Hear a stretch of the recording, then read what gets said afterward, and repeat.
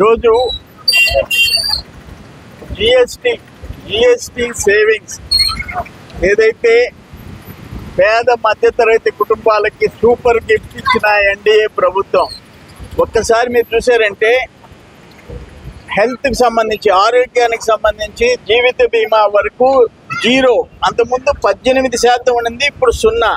Stationery మీద అదేవిధంగా గతంలో 12.5 ఉంది, ఇప్పుడు 5% 0.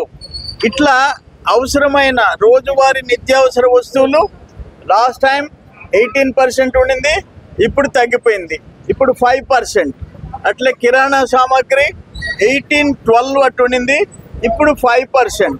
అక్కడ 13% సేవ్ అవుతాం. ఒక ట్రాక్టర్ కొంటే 40,000, ఒక కారు కొంటే 70,000, ఒక బైక్ మోటార్ బైక్ కొంటే 8,000.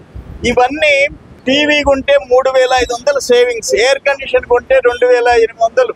అంటే అన్నిటికంటే ఆరోగ్యపరమైన స్టేషనరీ వీటి మీద 0% జిఎస్టికి తగ్గించేయటం మోడీ గారికి మన అందరం రుణపడి ఉన్నాం.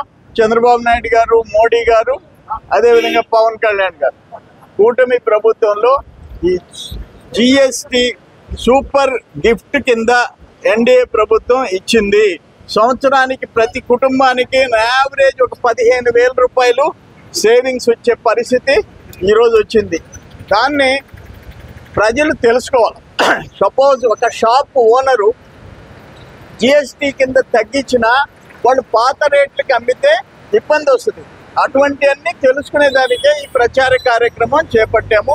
రేపు ప్రధానమంత్రి గారు కర్నూలుకి వస్తున్నారు. నిన్న అక్కడ గూగుల్ కంపెనీ 1,30,000 కోట్ల పెట్టుబడి విశాఖపట్నంకి వచ్చింది. ఇవన్నీ కుటుంబ ప్రభుత్వంలో సాధించిన విజయాలు.